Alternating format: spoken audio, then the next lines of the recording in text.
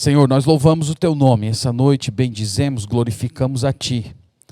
E nós conduzimos ao Senhor, o Teu servo, pastor Ricardo, e suplicamos, ó Pai, que ele seja revestido do Teu Espírito Santo, que as palavras dele sejam palavras de vida eterna, que nós ouçamos, através dos Teus lábios, o próprio Cristo falando conosco, que Ele traga para nós o alimento celeste, e que Ele mesmo, Senhor, seja edificado pelo Senhor, abençoado por Ti, enquanto compartilha conosco tudo aquilo que o Senhor tem colocado em seu coração. Obrigado por tê-lo em nossa igreja, por sua presença marcante, carinhosa, generosa, que sempre tem apoiado com tanta alegria e dedicação esse trabalho.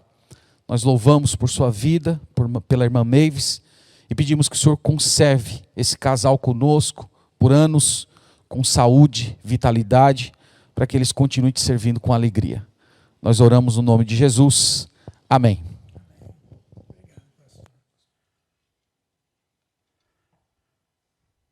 A vida é algo cheio de decisões.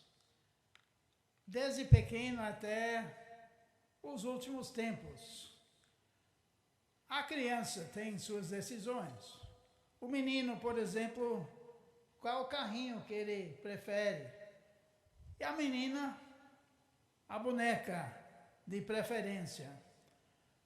Já passando para os adolescentes, talvez seja a opção, a decisão sobre a profissão, ou quem sabe aquela pessoa, mas algo a ser sempre enfrentado.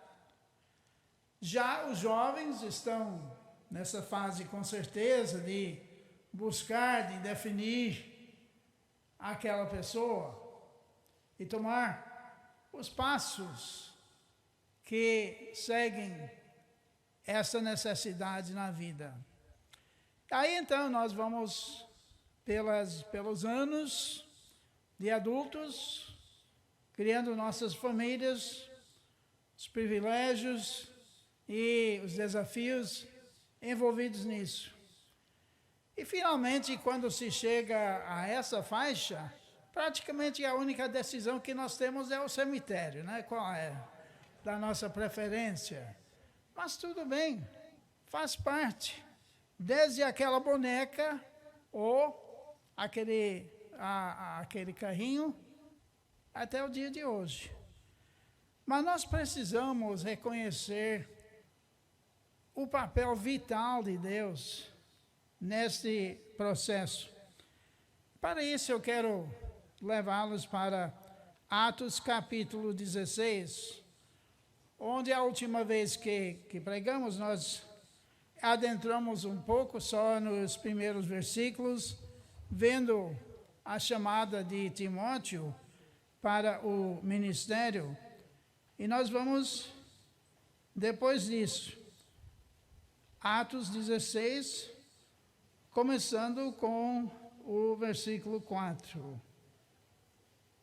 Ao passar pelas cidades, entregavam aos irmãos para que as observassem, anotem a palavra, decisões tomadas pelos apóstolos e presbíteros de Jerusalém. Assim, as igrejas eram fortalecidas na fé e dia a dia aumentavam em número. Nosso estudo não nos levou para essa parte, mas não está muito longe também. No capítulo 15, houve um grande encontro de líderes e eles definiram para as igrejas exatamente as normas, as doutrinas, mas não só doutrinas, mas as práticas também, que deveriam fazer parte. Isso não se trata de legalismo, mas simplesmente um procedimento normal. Eu fui muito abençoado por aquela assembleia ontem à noite, mesmo sendo virtual, mas para ver a ação de Deus naquelas vidas, os testemunhos dados, como Deus realmente tinha dirigido esses irmãos, principalmente jovens casais. Tão linda esta cena. E certamente aquele tempo que passaram junto com o pastor Marcos, quase o ano inteiro, né? Daquelas aulas toda terça-feira, aprendendo as posições da igreja, não só as suas doutrinas, mas suas práticas e tudo mais. Tinha tudo a ver com o testemunho que estava dado. 47 pessoas que ingressaram a essa igreja, não com ensinamentos de dureza, de legalismo ou nada assim, mas simplesmente uma compreensão do que é a igreja. Porque ela faz assim, não faz assado e tudo nesta natureza.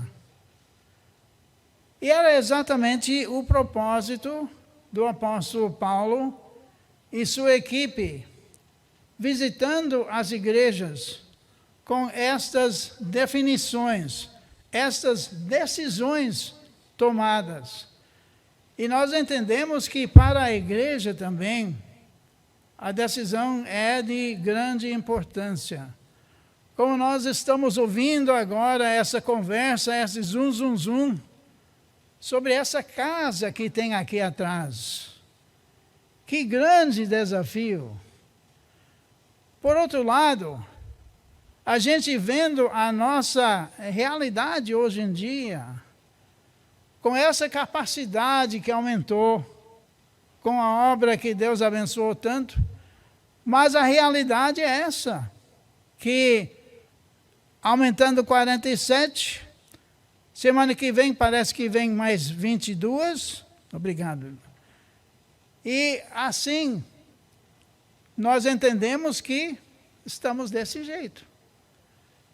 Como a gente gosta de falar em reuniões de pastores, é um problema bom, mas é um problema, não é? Não ter mais espaço. O dia vai chegar, estamos quase lá, quando não vai ter mais cadeira para quem entrar naquelas portas. Então nós, como igreja, temos este grande desafio dentro dessas normas que praticamos. Por exemplo, nós não vamos procurar dinheiro do governo, outras entidades desse tipo, como não fizemos essa vez e deu muito certo, não foi? Então, a primeira parte da missão desses irmãos era justamente isso, levar conhecimento destas decisões. Passamos para uma segunda parte, e esta é muito famosa nos anais de missões.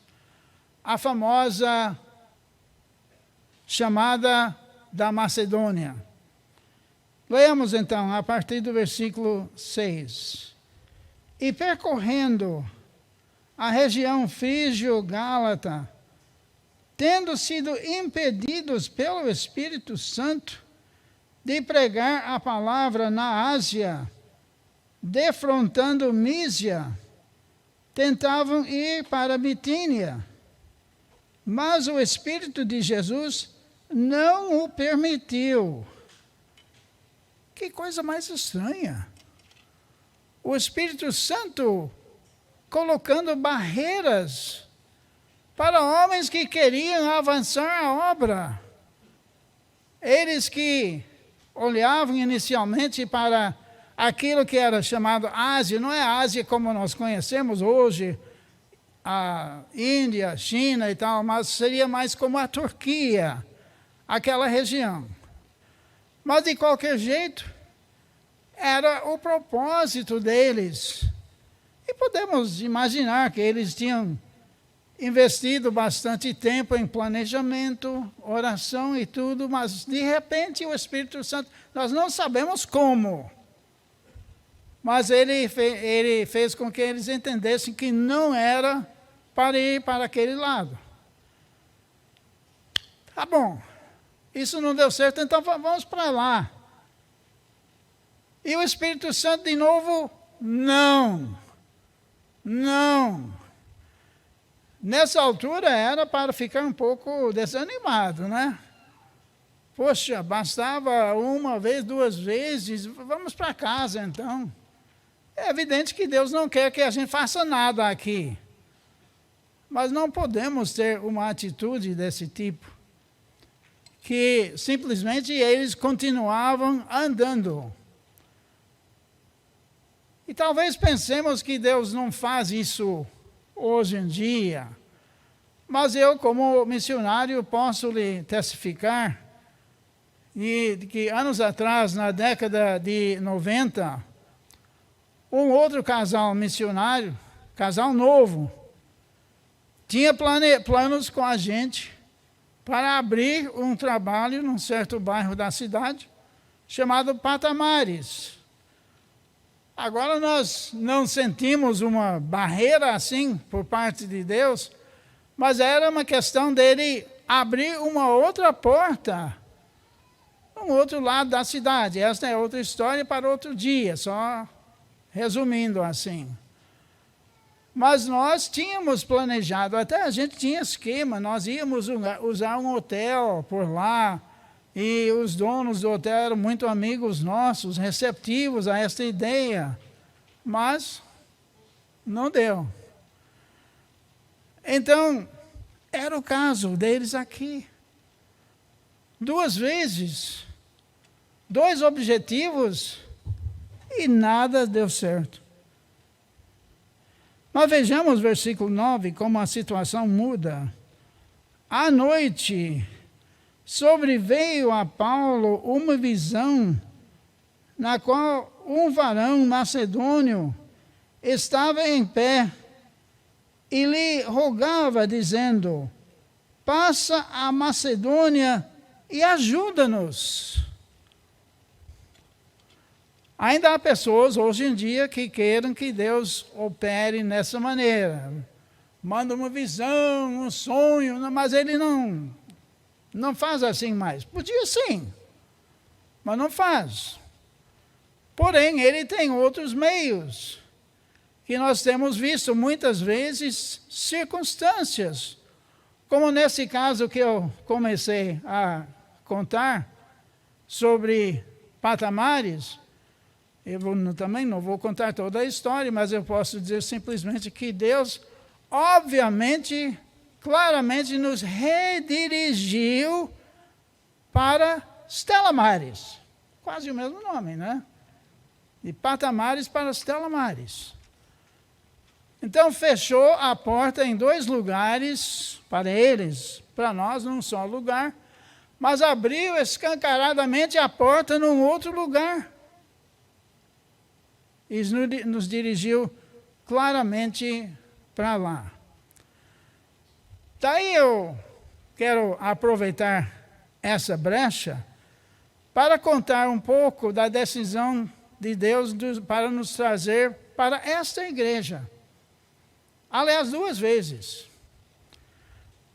Nós chegamos em Salvador em maio de 1969. Fomos morar no Garcia, quase nos fundos do Teatro Castro Alves. E Deus tinha nos dirigido claramente para abrir uma igreja no CIA, que é outra história para outro dia. Como ele também claramente tinha levado a gente para aquele lugar. Tudo bem. Então, já estávamos totalmente envolvidos no CIA, Simões Filho, meia hora de viagem, morando em Salvador, tudo bem. Mas a gente, como era comum naquele tempo, recebia bastante visitas, amigos de outras cidades, até de outros países. E, logicamente, aproveitávamos a oportunidade para fazer turismo aqui em Salvador. E um dos pontos de turismo sempre era Apituba. Vocês mais veteranos que já ouviram essa história, podem cochilar um pouco, eu vou dizer quando é para... Mas eu sei que tem muita gente nova, então tem que ouvir, né? Faz parte da história. Tudo bem. Então, a gente passeando pela orla, Manuel Dias e tal, sempre comentava, vejam esse bairro aqui, cheio de prédios e tal, assim, e não tem nenhuma igreja evangélica. Tinha uma igreja protestante, mas era uma igreja episcopal que, infelizmente, nem existe mais, parece. Mas era só isso. Era sempre também, o Cicerone era o papo dele. Não tem nenhuma igreja evangélica aqui, não tem nenhuma igreja evangélica aqui. Sabe o que aconteceu? Depois de morarmos 6 anos no Garcia, Deus nos trouxe para morar, quase choro, na Pituba. E a gente tinha terminado seu ministério no CIA. Fazer o quê? Como é que a gente podia dizer, não, deixa-me ver, vamos tentar uma igreja na Ribeira. Não. Deus nos trouxe para Apituba depois daquele papo todo. Daí tivemos um início muito humilde, fazendo estudos bíblicos em nosso apartamento, onde moramos até hoje, no Parque Júlio César, com basicamente um casal fiel, mas pouca gente. O então pastor da igreja do CIA manteve aquela obra enquanto a gente estava nos Estados Unidos, e voltamos então com um projeto maior, inicialmente para a escola dominical. E a escola cresceu para uma base de 20 pessoas.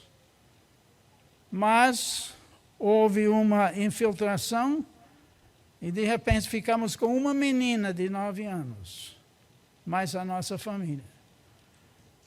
Exatamente naquele tempo, Deus nos deu permissão para o uso do Colégio Rafael Serravalle, onde ninguém imaginava íamos ficar 11 anos. 11 anos naquele colégio, que nos serviu muito bem. A primeira diretora até era tão amiga da gente, e ela chegou a dizer numa certa ocasião, esse colégio que vocês me deixarem usar durante a semana, como se fosse nosso. Mas esse era o ambiente que a gente tinha lá. E lá a igreja cresceu. E Deus finalmente indicou esse lugar, que era uma casa, que foi reformado não sei quantas vezes, irmão Paulo, não é?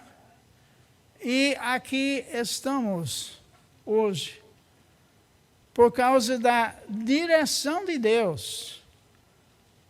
Nenhuma visão, sonho, nada assim, mas simplesmente circunstâncias que esclareceram muito bem que esta era a vontade dele.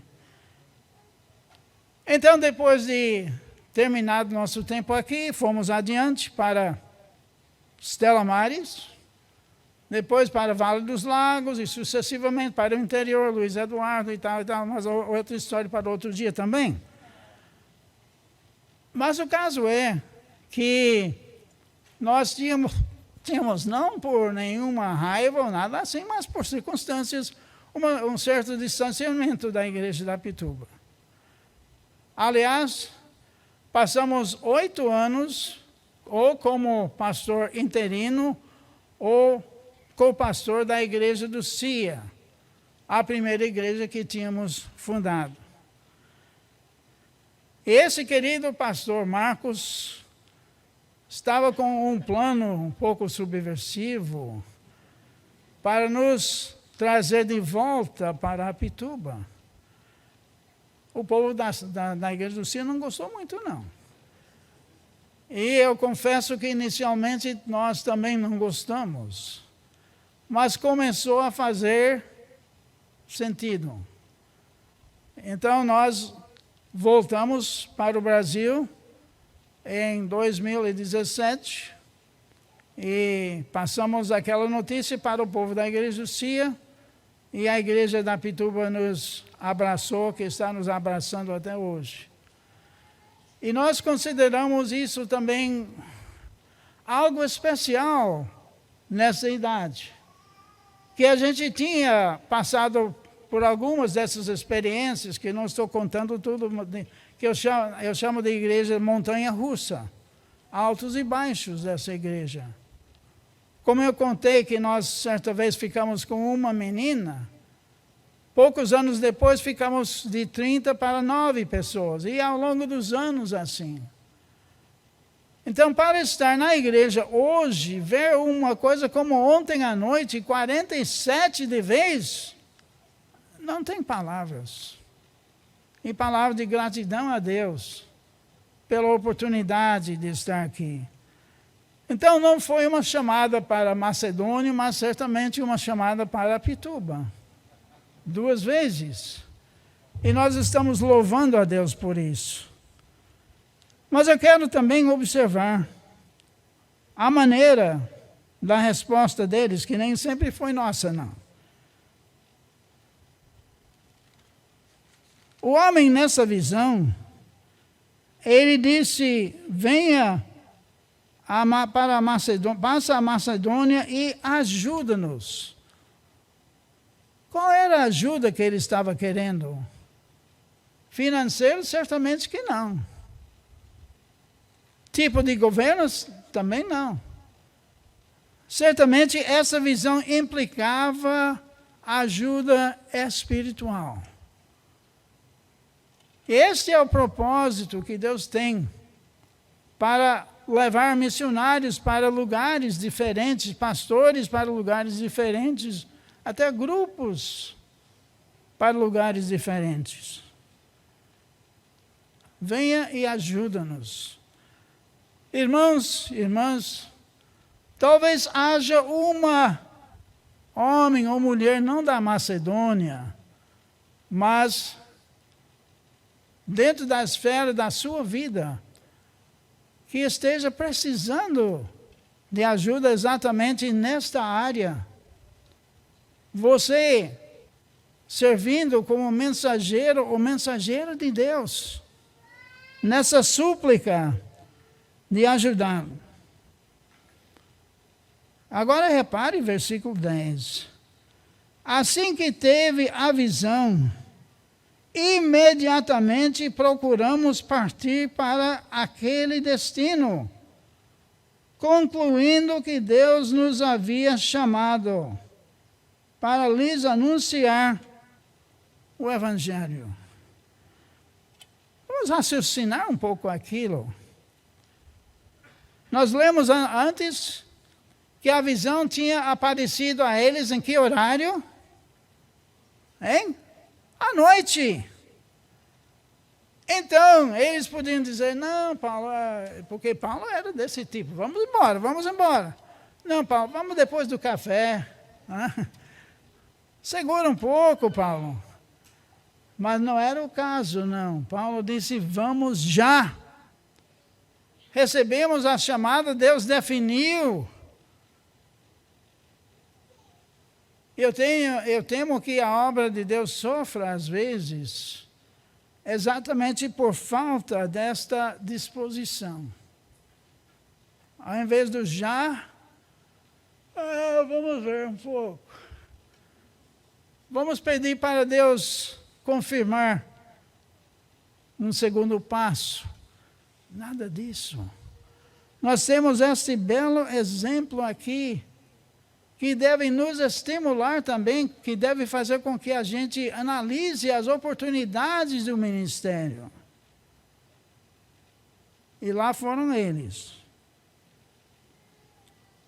Irmãos, talvez nem sempre pensemos como este passo foi tão significante para nós. Eles estavam querendo ir para a Turquia. E o Espírito Santo, não. A visão enviada por Deus abriu a porta para a Grécia. Imagine um mapa, um lado e outro. E esta entrada para a Grécia era a entrada para a Europa. Era a entrada para o Evangelho que chegou até nós. Então, não é algo para ser considerado simplesmente como um fato histórico, uma história bonita ou nada assim, mas de grande impacto, porque foi a entrada do Evangelho para nosso lado do mundo. A Europa, inicialmente, e da Europa para a América do Sul, América do Norte. Portanto, essas portas fechadas e portas abertas significam muito. E nós devemos louvar Deus quando Ele opera tão claramente nessa maneira. Então vejamos como foi aquela entrada, versículo 11 em diante. Tendo, pois, navegado de Troade, a cidade portuária onde eles estavam, seguimos em diretura a Samotrácia, no dia seguinte a Neápolis, e dali a Filipos, cidade da Macedônia, primeira do distrito e colônia. Aí eles não foram simplesmente para a Macedônia, mas foram para uma das cidades principais. Uma cidade de grande oportunidade. Uma cidade que tinha, inclusive, muitos soldados aposentados. Uma cidade de oportunidade. Mas eu gosto de ver detalhes um pouco diferentes. E na primeira parte desse relato sobre a Macedônia, eles não se encontram com aquele homem. Não, aliás, não tem contato com o homem. Mesmo assim, isso não impediu o avanço da obra. Mais adiante, eles evidentemente têm contatos bons e ruins com homens em Filipos. Mas, mais uma vez, é outra história para outro dia. E, continuando no versículo 13, no sábado, saímos da cidade para junto do rio, onde nos pareceu haver um lugar de oração. E assentando-nos, falamos às mulheres. Cadê o homem? Falamos às mulheres que para ali tinham concorrido. Como nós vamos descobrir ainda hoje, essas mulheres evidentemente tinham influência judaica. Mas não havia em Filipos, embora fosse uma cidade grande, uma sinagoga, porque para constituir sinagoga havia uma necessidade de pelo menos 10 homens. E nós não ouvimos falar de nenhum homem aqui. Certamente um grupo de irmãs reunidos como nós temos na igreja, graças a Deus por isso, é uma bênção, não é nada para ser condenado. Que, aliás, se houver condenação, é aos homens. Cadê? Infelizmente, isso acontece muito na obra de Deus. Eu não vou dizer nessa igreja, graças a Deus. Temos um grupo atuante de homens também. Mas em muitas igrejas, é só as irmãs, que os homens simplesmente não fazem. E por qualquer motivo era a situação lá em Filipos. Certa mulher chamada Lídia, da cidade de Tiatira, vendedora de púrpura, temente a Deus, nos escutava. O Senhor lhe abriu o coração para atender às coisas que Paulo dizia. O homem, ainda não. Mas nós temos essa senhora Lídia, que se tornou evidentemente uma figura de grande importância naquela igreja. No versículo 40, que nós não vamos ler, só vamos fazer referência, menciona que a igreja se reunia na casa dela. Então, o evangelho entra na Europa. O caminho começa. O caminho que leva até nós um dia, por causa de decisões tomadas, decisões de grande valor, decisões evidentemente guiadas pelo Espírito Santo. E numa outra ocasião nós vamos falar mais de Lídia e outras pessoas naquela cidade.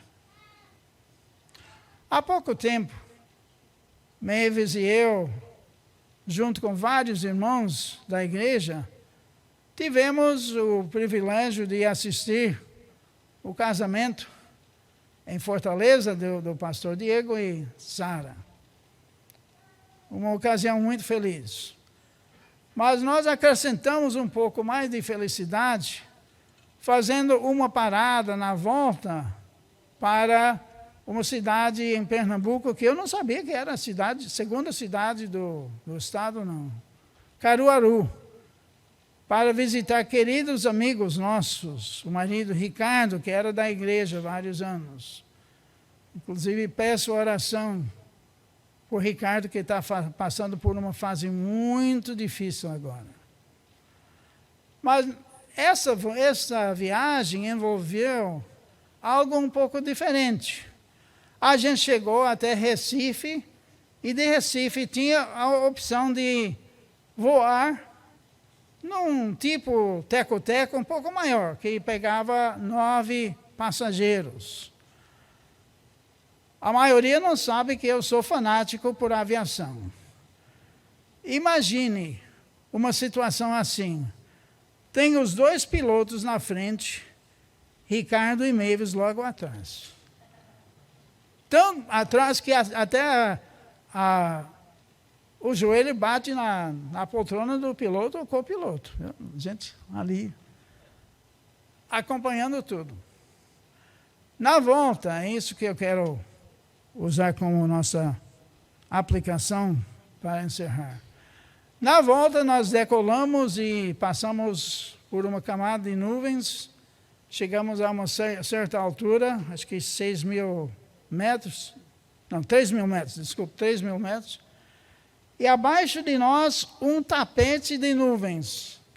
Não se via nada do chão, somente nuvens. Logicamente, alguém sem conhecimento de aviação poderia até ficar nervoso. E agora, como é que eles vão acertar o caminho para Recife?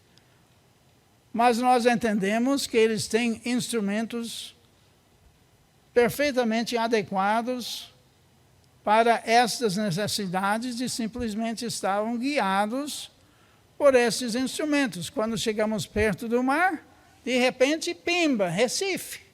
Não é? E fizemos um pouso tranquilo.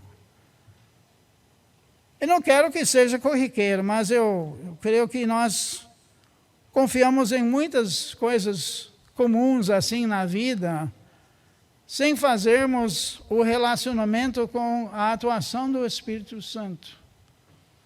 a confiabilidade que nós devemos ter nele. A maneira em que ele dirige nossas vidas, nossas decisões, grandes e pequenas. E nós precisamos estar aproveitando aquilo como aqueles pilotos estavam tranquilamente lá, guiados por aqueles instrumentos. Cada um de vocês, na fase da sua vida, tem as suas decisões na frente ainda. Algumas fáceis, outras mais difíceis. Mas para todos nós temos o Espírito Santo. E que nós estejamos confiando nele, entendendo que as decisões são de importância. Mas Deus sabe disso também. E Ele está pronto para nos orientar. Graças a Deus nós estamos aqui nesta igreja pela direção do Espírito Santo. E essas outras decisões que tem pela frente, irmãos, confiemos nele.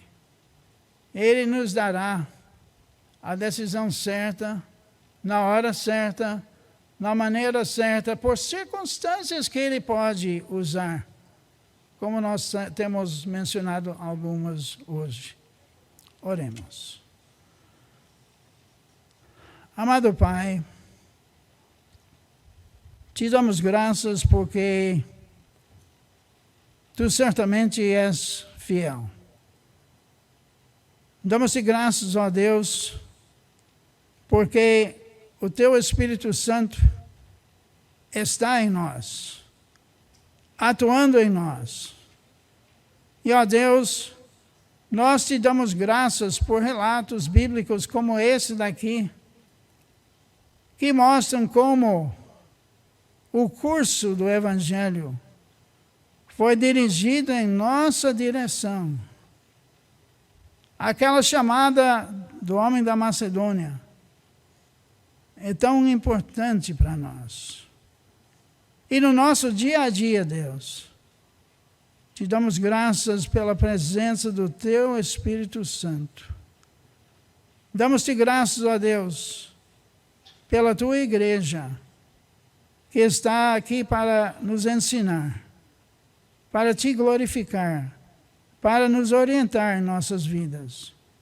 E, ó Deus, que nós estejamos aproveitando todos os recursos que temos. Damos-te muitas graças pelo Teu amor, pela vinda de Jesus para esta terra e pela presença do Espírito. Em nome de Cristo. Amém.